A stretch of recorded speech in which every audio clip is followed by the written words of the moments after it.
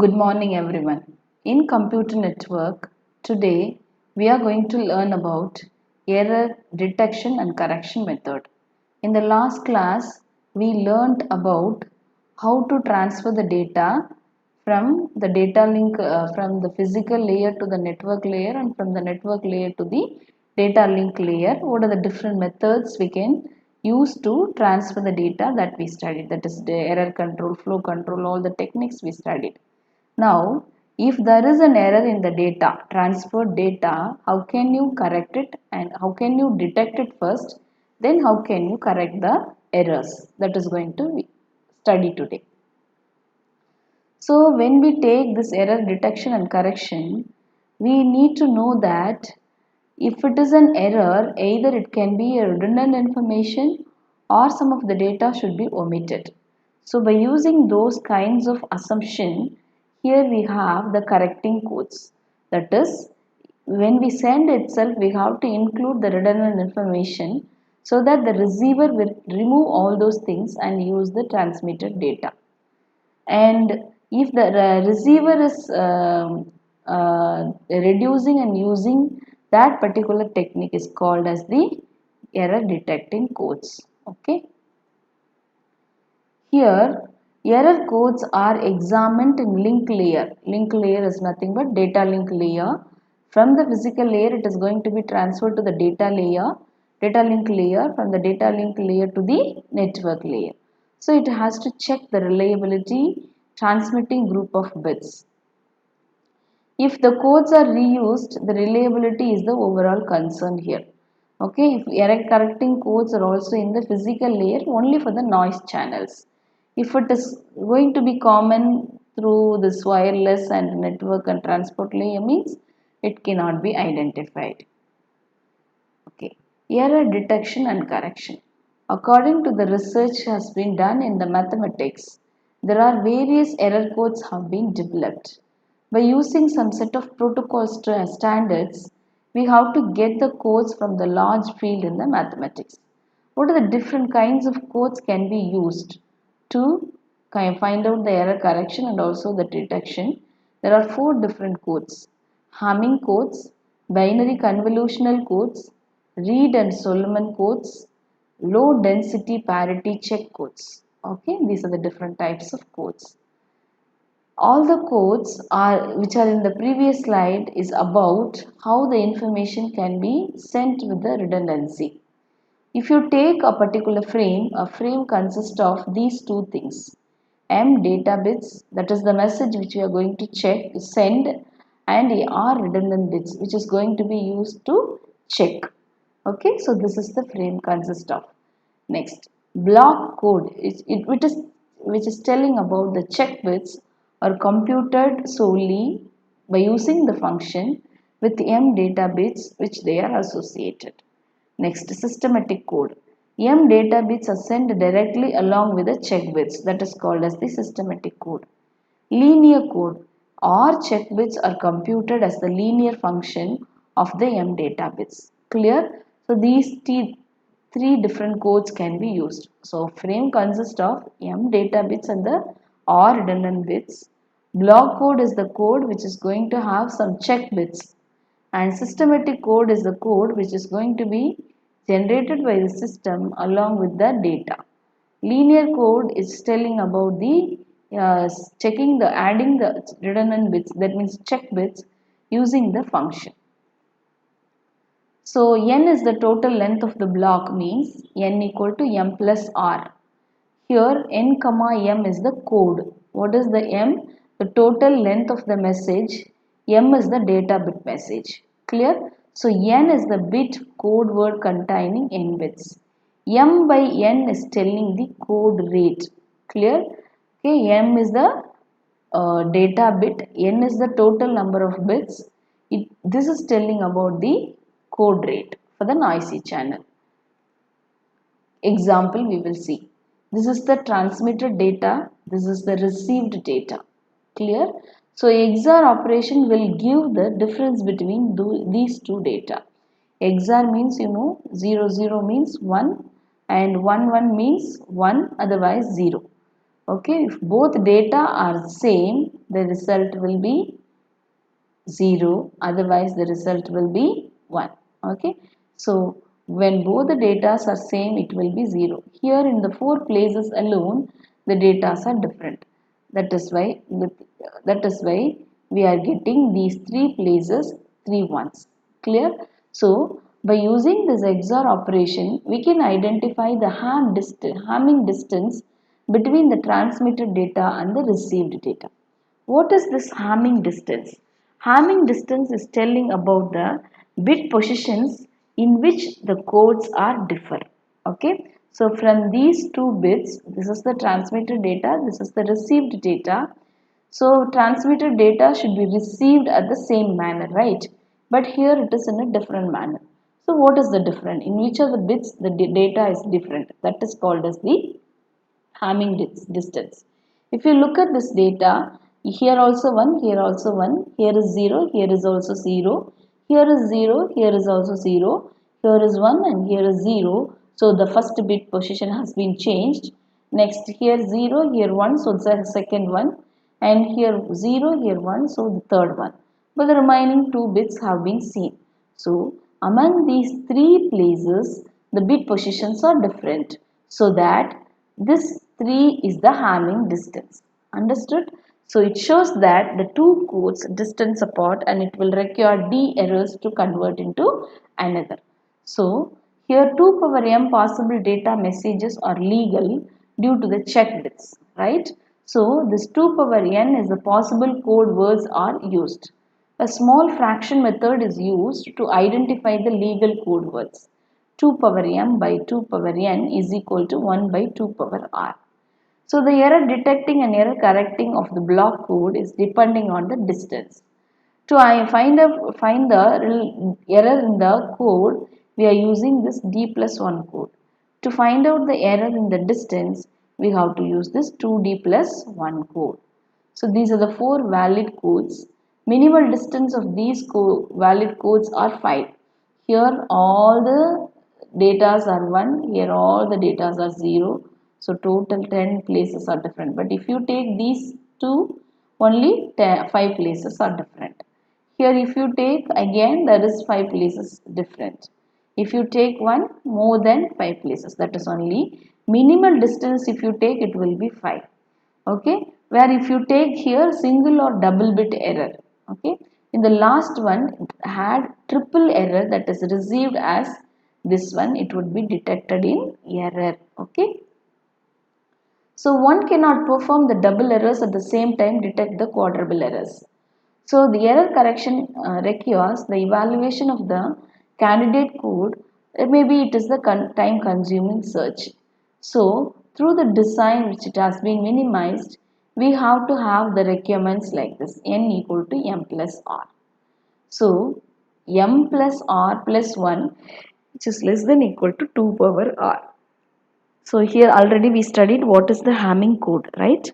4 data bits which are transmitted as a 7-bit code. So it is called as a 7,4 code. So these are the 7 bits of data. Here we are going to have 4 places data bits. The remaining 3 places parity bit. That is called as even parity. 3 even parity bits are there, where the parity of each computed on different subsets of the message are shown in below.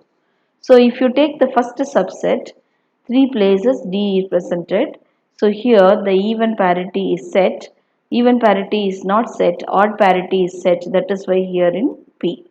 Okay. The same way, if you take these 3 subsets, here it is what parity? Here it is even parity. The same way we have the even parity.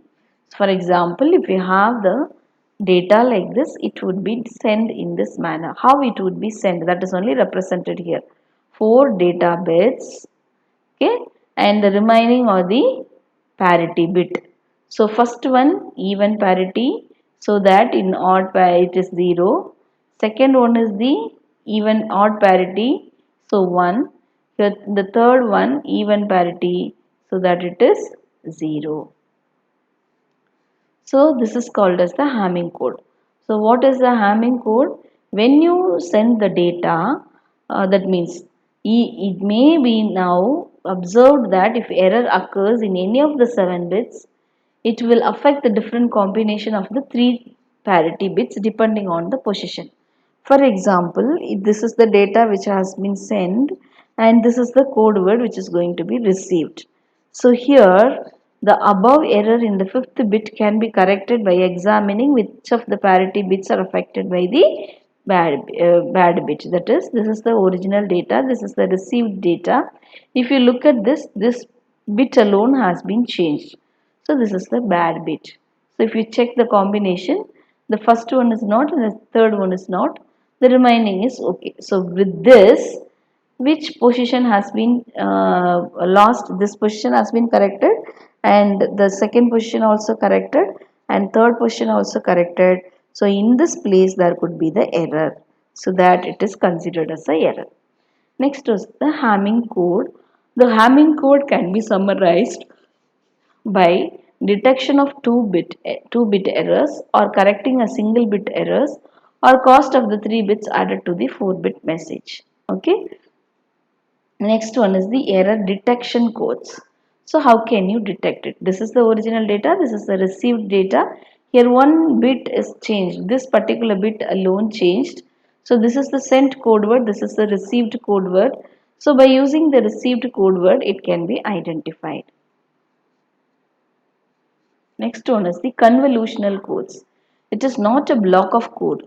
There is a no natural message size. Encoding boundary is the block of the code. If the message will be encoded, then it will be sent. So it is based on the input bits. Encoder will be using the memory. So the number of previous bits which are in the output are called the constraint length of the code. So where it has been applied in GSM mobile phone system, satellite communications, 802.11 here. And this is the error coding, error detection codes. How can you detect the error? So this is the bit which it has been set. Bit 1, bit 2, string 1, string 2, string 3, like that. Each one will be considered as a bit.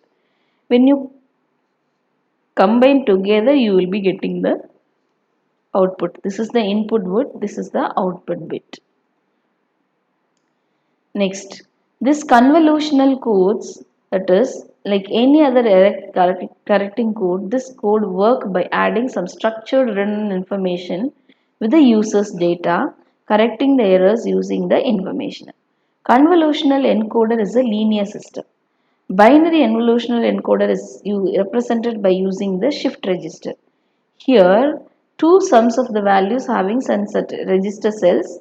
The input encoder either encoded with the sequence, uncoded, and added with the register cells. So this is the systematic or non-systematic. Systematic can be uncoded the sequence part of the output sequence. Systematic codes are always recursive. So here you can see the bit which you are going to represent has to be added. Then it has to be produced as the output. Next, error detecting codes. There are 3 block of codes: linear, systematic, and block codes are parity, checksum, cyclic redundancy. If you come to parity bit, the block size is 1000 bits from the equation. Then it has to be m plus r plus 1, which is less than or equal to 2 power r, which is telling about check bits. So this is our original size. So this is the size of the data should not exceed than this one. So the data should be less than this 1024. One bit of data require 10 kilobits. So detect the block single bit error can use this parity bit technique. So once every 1000 blocks, one extra bit will be retransmitted. Here also some kinds of problems. If there is multi-bit errors, it can become a very big error which cannot be identified. So that data stream as a matrix and n bits and k bits. So each row is computed as a parity. Each row will be computed as a parity. Here we are using this interleaving to compute the parity in different order. First you have to compute the parity in columns, then transmit the data as k rows. The last row we send the n parity bits. So here if you see, this is the row, right? It is going to be considered the last bit will be the parity bit. Through the parity bit it can be identified whether the data is correct or not. So according to the first string, this will be like this will be like this. So at the receiver end, we can check the parity bit. If you check the parity bit, here the value is 1011110. Here if you look at the parity bit, it has been changed as 1011 and 110. This is the parity error. Okay. So how the parity error has been occurred? See, if you look at this data, this is the original data. If you look at the column, the number of ones in this columns are even, so that the parity is 0. Adhe madri, if you look at this second column, but if you look at the data 1, 2, 3, 4, it is 0. Again, if you come here 1, 1, 1, 1, how many ones? 4, 6 ones, but here the parity is 1, so it is an error. So this bit could have come as a error. Like this, we can identify the parity error. So a burst length of n plus 1 will be undetected. So probability of these columns will have the accident parity by 0.5. So it can be accepted as 2 power n minus 1. The next method is the checksum. Group of parity bit is an example of a checksum. So here stronger checksums are used, sum of n bits, and it is going to be placed at the end of the message. At last, summing the entire received code word, both the data bits and the checksum bits. If the result is 0, no error. Otherwise, there is an error. So that if the example checksum of a 16-bit internet error detection is used as in the IP protocol. Here 16-bit words are used. It is detecting an error for any case of parity detection fails. Checksum error will fail for deletion or addition of 0 data, swapping part of the message splices in which parts 2 packets has been put together. So Flitter's checksum is also used. It includes a positional component and adding the product of the data in its position. So here we are using the CRC method, that is known as the polynomial code. A k-bit frame is regarded as the coefficient list for a polynomial with the k terms regarding from the x power k minus 1 to x power 0. So this is the data, how it can be represented: 1 into x power 0, 0 into x power 1, 0 into x power 2. So 0, that means 0, 1, 2, 3, 4, 5, like that it has been represented. So addition and subtraction are equivalent to the exclusive or long division has to be carried out for the checksum method. So here it is going to be g of x. Both high and low order bits must be 1. Starting bit and the ending bit should be 1. And CRC computed frame length of n bits, and it is corresponding longer than the g of x. So when the receiver is getting the checksummed frame, again it has to divide. Then if the result is equal to 0 means then it has been there has been transmission error. This is the algorithm. There are 3 methods, 3 steps. First step is the degree of g of x. It has to append all 0 bits to the lower order. Then it has contained m plus r bits correspond to this polynomial function. Then it has to divide the bit string by corresponding to the g of x by using the modulo division. Okay, then subtract the remainder. Okay, the result is the checksummed frame and it should be transmitted. So this is the frame data is here. This is the generator. It has to be divided using the generator. So if you divide like this, you will be getting the quotient. So this quotient frame with 4 zeros appended with a minus remainder. Okay, so what we have studied here, we have to get g of x. It has to divide by the g of x, that means data should be divided. Subtract the remainder from the bit corresponding to this using modulo subtraction. The result is the checksummed frame to be transmitted. So this is the transmitted frame. Clear? So if you look at the transmitted frame, if you apply the polynomial function for that, it will be like this. So this certain polynomial functions became this standards.